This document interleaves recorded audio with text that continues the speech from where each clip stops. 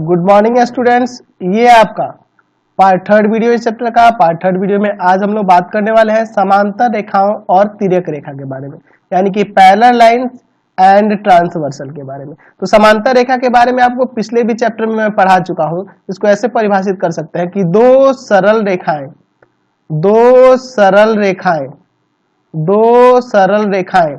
समांतर कही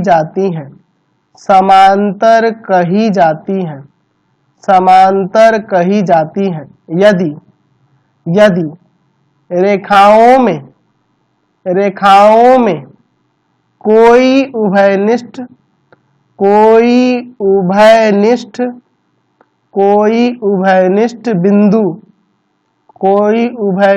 बिंदु ना हो और वे एक ही तल में स्थित हो।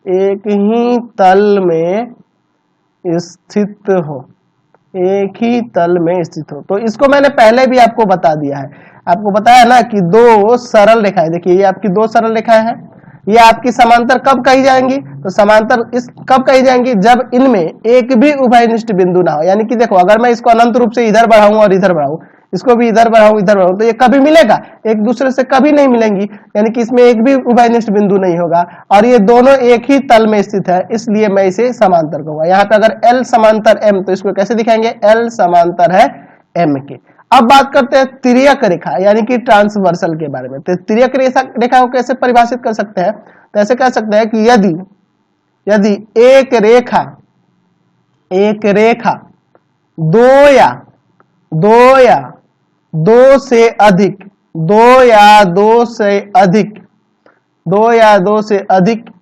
रेखाओं को भिन्न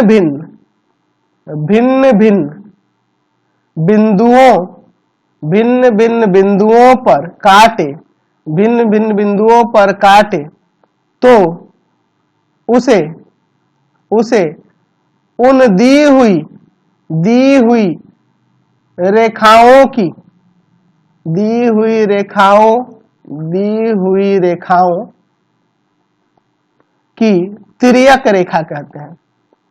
तिर्यक रेखा कहते हैं, यानी कि ट्रांसवर्सल कहते हैं।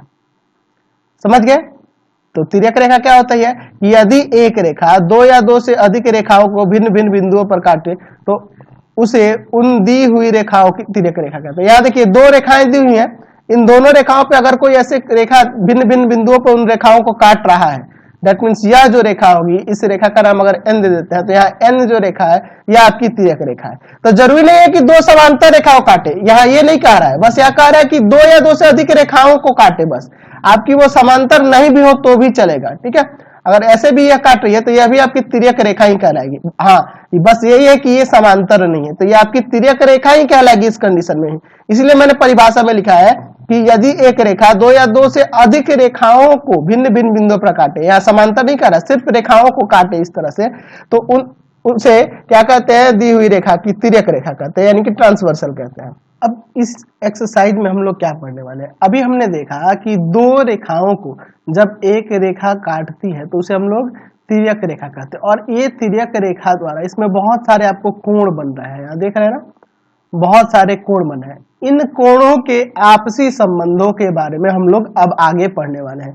इन कोणों के आपसी संबंध, इनका नाम क्या होगा, इनके बीच का संबंध क्या होगा, इन सब चीजों के बारे में पढ़ेंगे। जब समांतर होगा तब क्या होगा, जब समांतर नहीं होगा तब क्या होगा, इन सारे कंडीशंस के बारे में अभी हम लोग पढ़ने वाले हैं। तो चलिए शुरू करते हैं।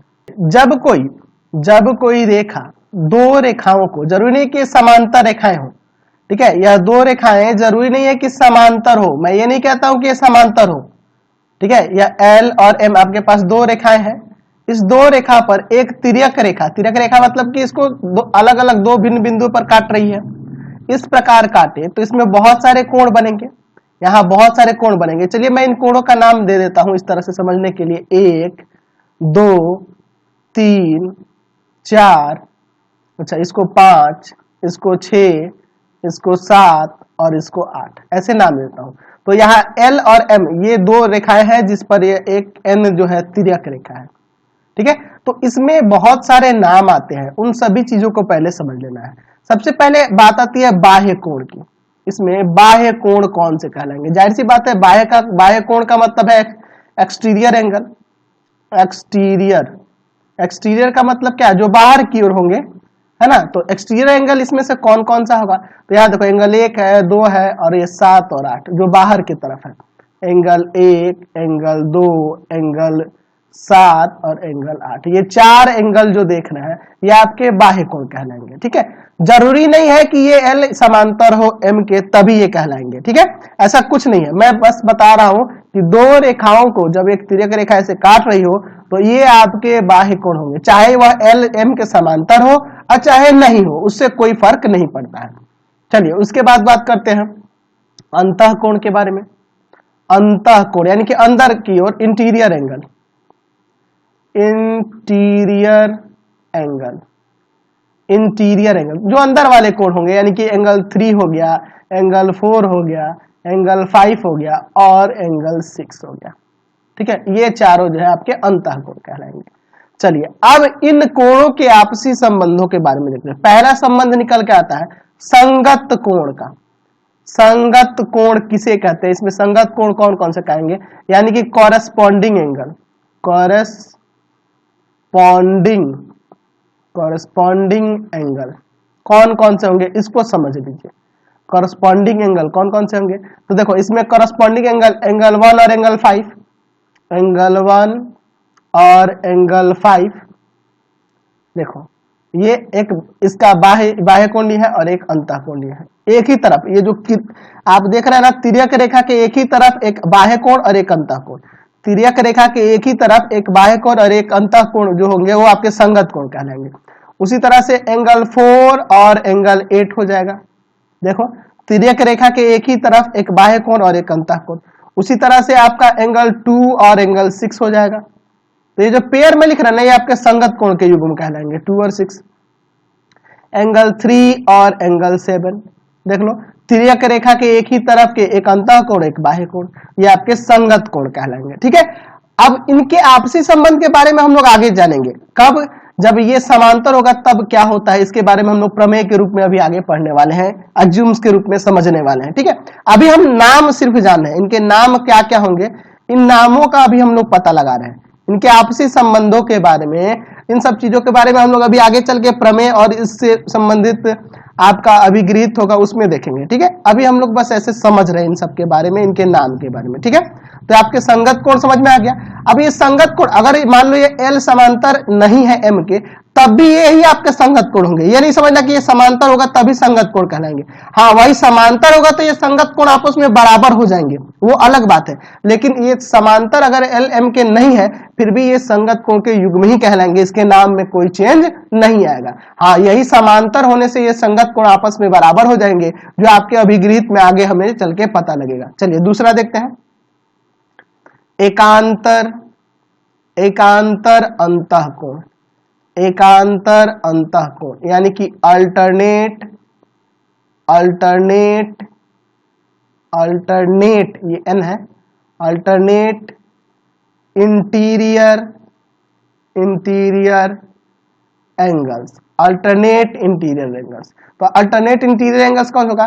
तो जो आपकी तिर्यक रेखा है ना, देखिए अंतः कोण की बात कर दिया, अंतः मतलब अंदर वाले, तो अंतः कोण आपके 3, 4, 5, 6 यही है। तो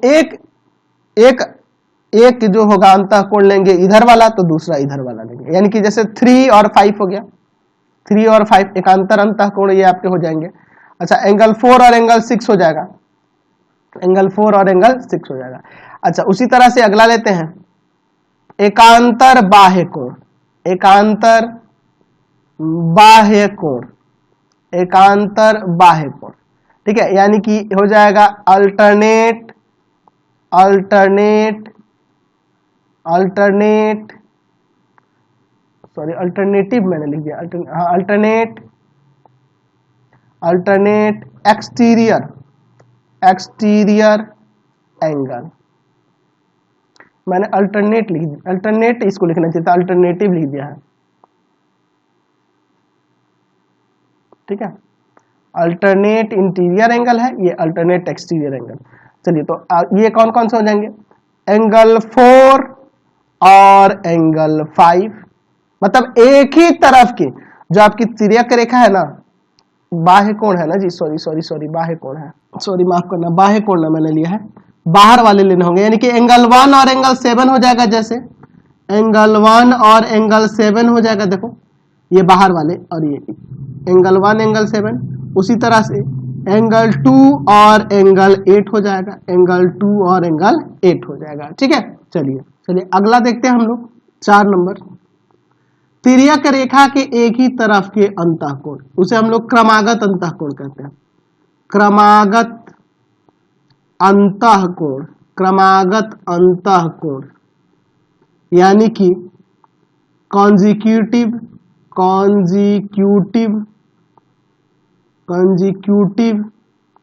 इंटीरियर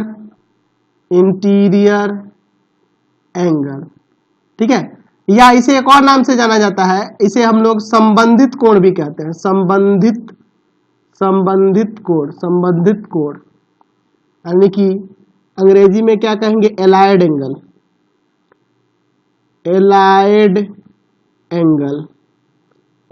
एंगल के नाम से भी जाना जाता है। तो संबंधित कोण कौन कौन से होंगे, तो संबंधित कोण में आपके हो जाएगा 4 और 5, एंगल 4 और एंगल 5 हो गया, या फिर आपका एंगल 3 और एंगल 6 हो गया।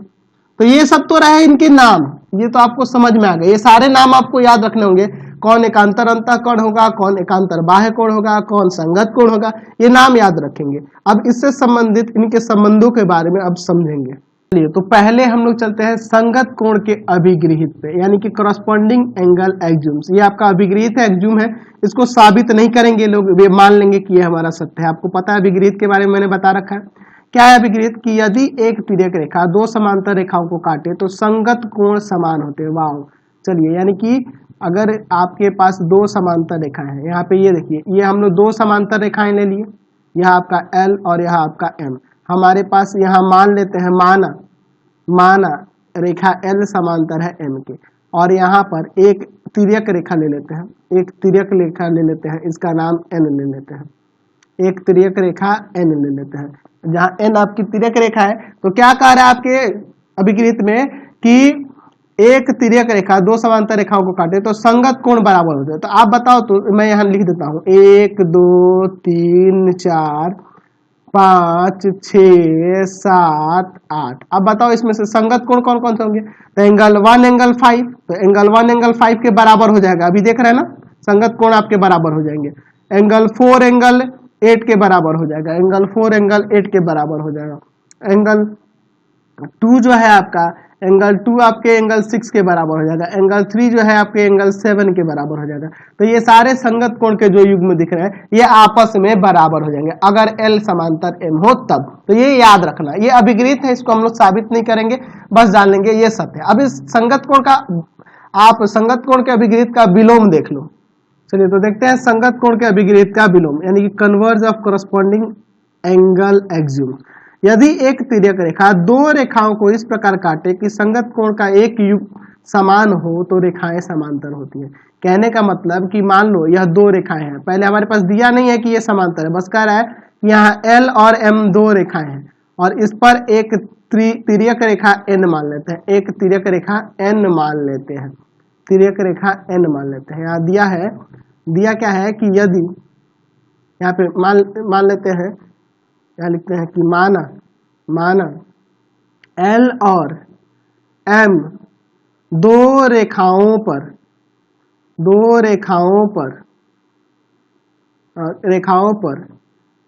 N एक तिर्यक रेखा है और क्या कर इसमें कि संगत कोण का एक युग्म, मान लो कोई एक युग्म, यहाँ एंगल 1 और एंगल यहाँ पे मान लेते हैं, कुछ भी मान लो 2 मान लो, एक युग्म बराबर है, एंगल 1 एंगल 2 के बराबर हमारे पास दिया हुआ है।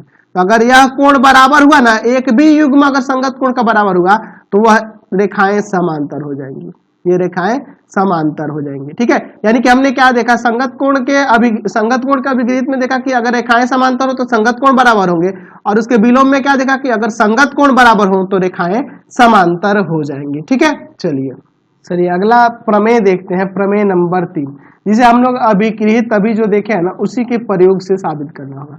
क्या कह रहा है कि यदि एक तिर्यक रेखा दो समांतर रेखाओं को काटती है तो एकांतर कोण समान होते हैं, एकांतर कोण बराबर होते हैं, इसे हमें साबित करके दिखाना। तो एकांतर कोण का तो पता है आपको कि एकांतर कोण कौन से कहलाते हैं।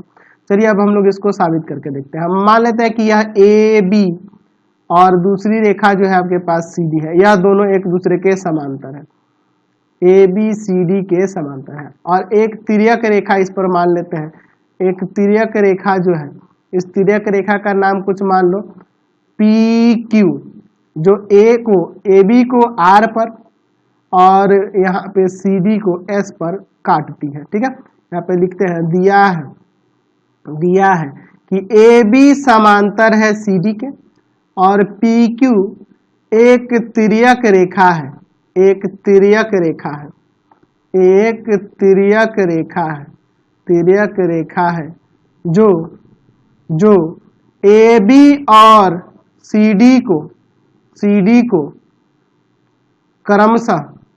क्रमशः आर और एस पर काटती है, आर और एस पर काटती है या प्रतिच्छेद करती है। चलिए ठीक है, तो सिद्ध करना है, क्या सिद्ध करना है हमें? सिद्ध करना है कि आपके एकांतर कोण समान होते। तो एकांतर कोण की बात करें, एकांतर कोण कौन कौन से हो जाएंगे? यह वाला इसके बराबर होगा, आपको दिखाना है, और यह वाला इसके बराबर होगा, यानी कि एंगल ए आर एस बराबर होगा एंगल आर एस डी के, ए आर एस डी के बराबर होगा, और एंगल ये वाला इसके बराबर होगा। ठीक है, यानी कि इसका नाम क्या हो जाएगा? सी एस आर बराबर हो जाएगा किसके? सी एस आर बराबर हो जाएगा किसके? तो इस वाले के ना, तो इसका नाम क्या दे देंगे? B R S, angle B R S के। तो ये बहुत ही सिंपल सा है। ये कौन से एकांतर अंतः कोण है ना जी, एकांतर अंतः कोण है। एकांतर बाह्य कोण भी बराबर होते हैं, उसको भी आप साबित कर सकते हैं। तो देखो, या तो आप इस तरह से नाम ले लो या फिर 1 2 3 4 भी लिख के बना सकते हो, वो इजी रहता है, उस पर भी आपको बताने वाला हूँ। पहले हम लोग इस पे देख लेते हैं। मैं यहाँ पे कोई भी एक सिद्ध करूंगा तो दूसरा इसी प्रकार लिख के काम चल जाएगा। चलिए इसको समझिए। ठीक है, अच्छा मैं यहां पर दिखा सकता हूं कि एंगल ए आर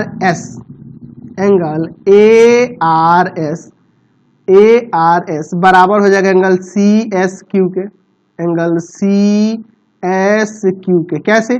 संगत कोण के युग्म है ना जी, संगत कोण के युग्म है, संगत कोण के युग्म है। तो ए आर एस बराबर हो जाएगा सी एस क्यू के, और एंगल सी एस क्यू, इसको समीकरण 1 मान लो, एंगल सी एस क्यू बराबर हो जाएगा एंगल आर एस डी के, एंगल आर एस डी के, ये इसके बराबर हो जाएगा। कैसे? शीर्षाभिमुख कोण से ना, वर्टिकली अपोजिट एंगल से। तो यहाँ समीकरण 1 तथा 2 से, समीकरण 1 तथा 2 से, 1 तथा 2 से क्या हो जाएगा? तो देखो ये सी एस क्यू, ये भी सी एस क्यू, तो ये दोनों आपस में बराबर हो जाएंगे ना, एंगल ए आर एस बराबर हो जाएगा एंगल आर एस डी के। हो गया, ये प्रमाणित, पहला हो गया। इसी प्रकार दूसरे को भी दिखा सकते हैं, लिख देते हैं इसी प्रकार दूसरे के लिए भी देख लो, एंगल सी एस आर, देखो यहाँ पे सी एस आर, अगर चाहे तो दिखा सकते हैं कि ए आर और इधर ऊपर पी न था, ए आर पी के बराबर हो जाएगा, एंगल ए आर पी के हो जाएगा। कैसे? तो संगत कोण के युग्म है, इसलिए बराबर हो जाएंगे। अच्छा दूसरा, यह आपका तीसरा समीकरण मान लेते हैं, और अगला क्या हो जाएगा? तो एंगल ए आर पी बराबर हो जाएगा एंगल, इस वाले एंगल के, यह इसके बराबर हो जाएगा ना शीर्षाभिमुख कोण से, यानी कि एंगल किसके बराबर हो जाएगा? तो बी आर एस के, यह समीकरण 4 हो जाएगा। ये कैसे हुआ? शीर्षाभिमुख कोण, वर्टिकली अपोजिट एंगल। तो समीकरण 3 तथा 4 से, 3 तथा 4 से देखो ये दोनों बराबर थे, ये आपस में बराबर हो जाएगा, एंगल सी एस आर बराबर में एंगल बी आर एस, प्रमाणित हो गया। तो बहुत ही सिंपल सा था। ठीक है। अब देखो ये तो थोड़ा टेढ़ा लग रहा होगा कि सर नाम इतना कुछ कर दे रहे हैं, मैं सिंपली भी इसको दिखा सकता हूं। चलिए इस चीज को मैं दूसरे तरीके से भी दिखा देता हूं, ठीक है। यहाँ पे देखो ये आपके दो समांतर रेखाएं हो गए, सिंपल तरीके से देखो मैं इसे L मान लेता हूं और इसको N मान लेता हूं, एक तिर्यक रेखा ले लेता हूं, या एक काम करो L और M मान लेते हैं, इसको N मान लेंगे, ठीक है, कोई दिक्कत नहीं, कुछ भी ना मानो ना, उससे कोई फर्क नहीं पड़ता है। हमारे पास दिया है कि L समांतर है N के और N एक तिर्यक रेखा है,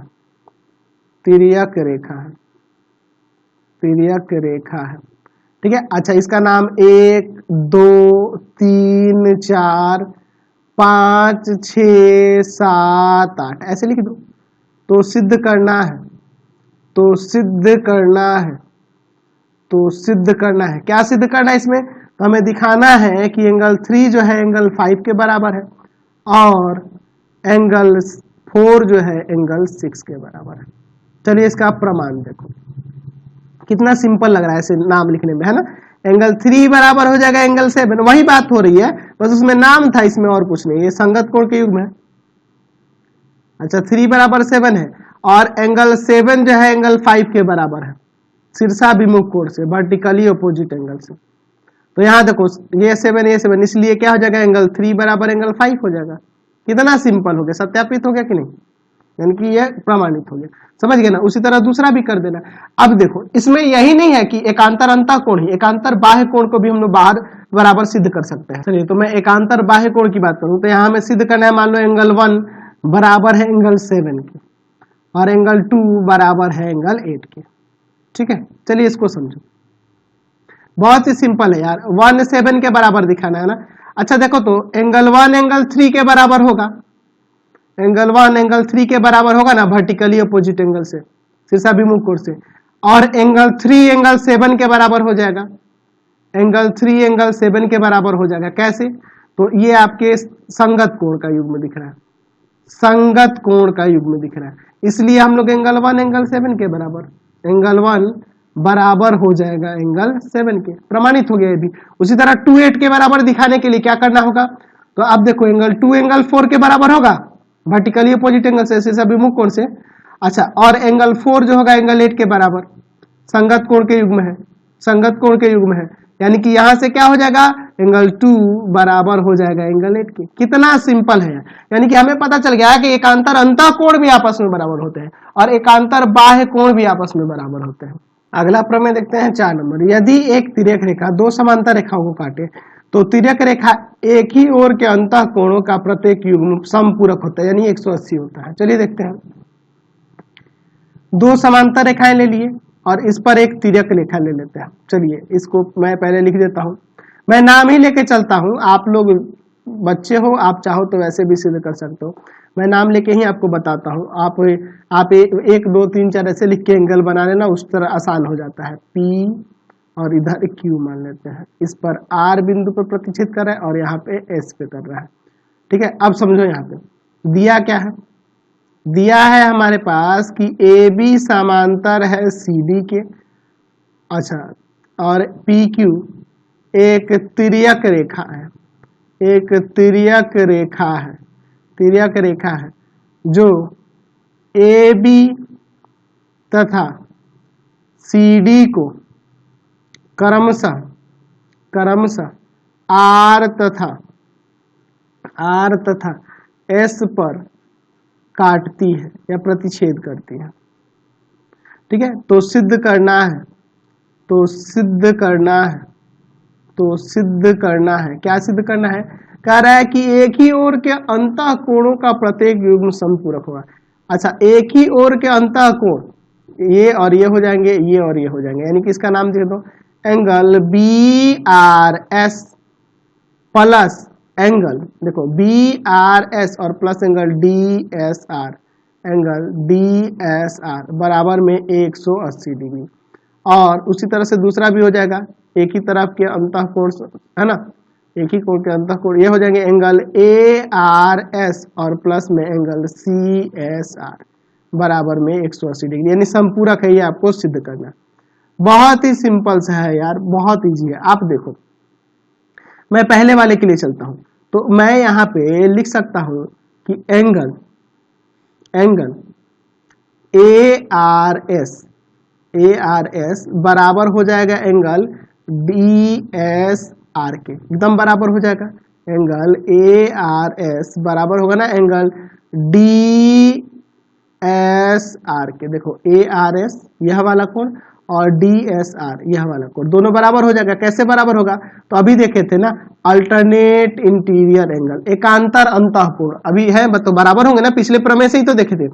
चलिए अच्छा, अब मैं यहाँ पे एंगल ARS और प्लस में एंगल BRS को लूं तो इसका योग 180 लिख सकता हूं ना, रैखिक युग्म से, लीनियर पेयर से। देखो ARS और BRS ये दोनों रैखिक युग्म से, दोनों का योग 180 होगा ना, क्योंकि यह रेखा है और रेखा पे यह एक किरण हो जाएगी, तो इन दोनों का योग 180 हो जाएगा। चलिए ARS DSR के बराबर है, तो इसको हटा के मैं DRS नहीं लिख सकता हूँ, एंगल DSR नहीं लिख सकता हूँ, DSR लिख देता हूँ, ये दोनों तो बराबर है।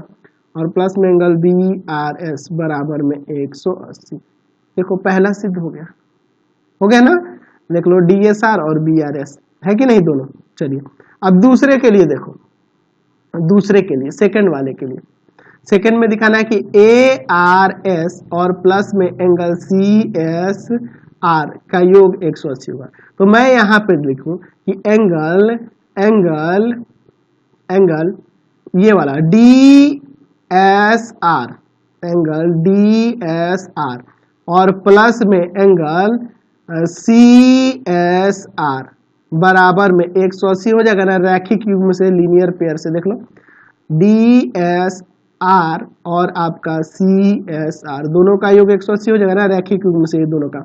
अब देखो मैं यहाँ पे DSR को हटाकर ARS नहीं लिख सकता हूँ, तो एंगल ARS प्लस में एंगल CSR बराबर में 180 प्रमाणित हो गया। कितना सिंपल है, तो बहुत इजी है ये सब साबित करने में। तो मैं सोच रहा हूँ कि इस वीडियो में इतना ही रहने दूं, नेक्स्ट वीडियो में आगे के प्रमेय को देखेंगे। प्लीज आप चैनल को सब्सक्राइब करेंगे, वीडियो को लाइक शेयर करेंगे, और इससे रिलेटेड वीडियो देखने के लिए सीधे डिस्क्रिप्शन में जाएंगे, आपको पूरे बुक का लिंक डिस्क्रिप्शन में मिल जाएगा। Thanks for watching the video, और कमेंट करके जरूर बताया करो कि हमारे चैनल के वीडियो आपको कैसे लगते हैं।